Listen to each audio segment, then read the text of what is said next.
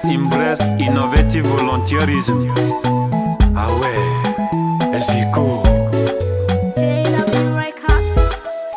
Rise up, rise up.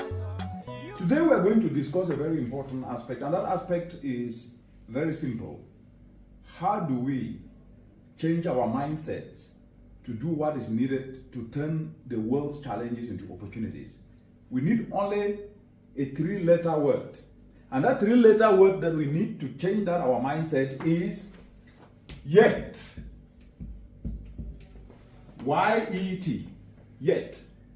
Imagine you saying, I don't have money to do something. Anytime you think that you cannot do something, always remember yet. I don't have money to do something, yet I can start with what I have. There is usage of charcoal that is killing people across the entire African continent. 700,000 people die each and every day. 700,000 people die each and every year. Every minute, one African is dying. And this means that every day, about 1,900 Africans die. And these are not just statistics, these are human lives, and every life lost is one far too many. That means if you don't have money, you can be able to start to think, how do you engage those who are doing it? You don't have money yet, you can look for a way to volunteer.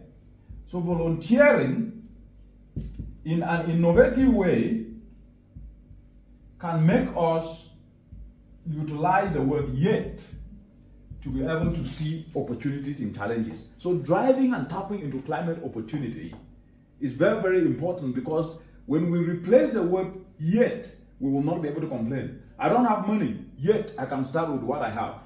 I do not have the ability to do something, yet I can be able to ask and look for solutions. You go to the internet, you're complaining because, oh, they're not doing it. Yet, you can use the internet to look for solutions. So yet is a three-letter word that can change your mindset. And that is very, very important that we continuously understand that yet we have an opportunity. Yet we can turn environmental challenges into opportunity. We can start to turn agricultural waste into fuel briquettes. Fuel briquettes that reduces dependence on charcoal and tap into 20 billion charcoal market. By replacing charcoal with briquettes, 20 billion will be tapped. Yet we complain.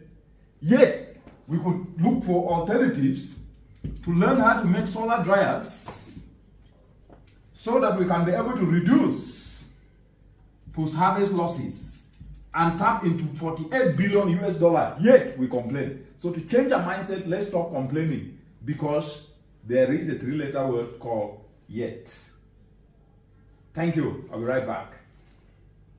Today we are going to start discussing a very important aspect. Good enough versus perfect. So good enough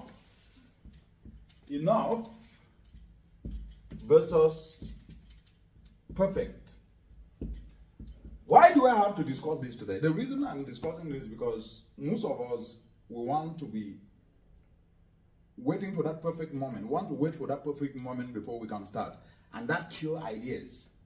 That means when you do something and you are really confident that what you are doing is right, let it out there until it gets out there, because there are times that we want to be perfect, then we spend more time not even doing it right. But good enough is what you do. It's very, very important that sometimes if you are doing it to solve a problem, you let it out there. For example, you learn how to make fuel briquettes from waste. Go and test it. Can it be able to burn without smoke? Can it be able to cook without staining those pots? Then from there you will learn and you will see the gaps. And it is only when you start that you can become great. It's only when you start that you can become great, but you cannot become great if you refuse to start. Because you think that if you wait for the perfect, that is the only time you can start. Waste to wealth is the shortest low capital intensive area that young people in the continent can be able to tap to. But yet, we wait for the perfect moment. Yet, we say we don't have money. Yet, we have opportunity. And therefore, we need to start focusing in making sure that we start with what we have without letting the good enough get cancelled out by perfect. Don't let the perfect come into destroying the good enough. Thank you very much, and see you next time. The discussion today in the master class of mindset change is going to be, how do we communicate in such a way that we can inspire people without necessarily hiding what we need to correct in them. So, inspiring people using the right words. Inspiring people using the right words needs a very simple technique. You remember when you tell somebody, you did a very good job today, but immediately you say but, it cancels out. So using the word but becomes negative and dissuade the person to listen. So removing but in a sentence, when you are trying to guide somebody to see himself from a position of strength so that he can move away from the negatives that he or she has been engulfed in, you must learn how to manage the word but. It's a 2-3-lettered word that have high negative connotation.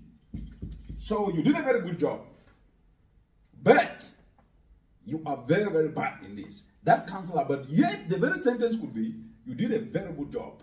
You handled this very well. Going forward, the aspects you can focus on is this. Or you can say, you did a very good job.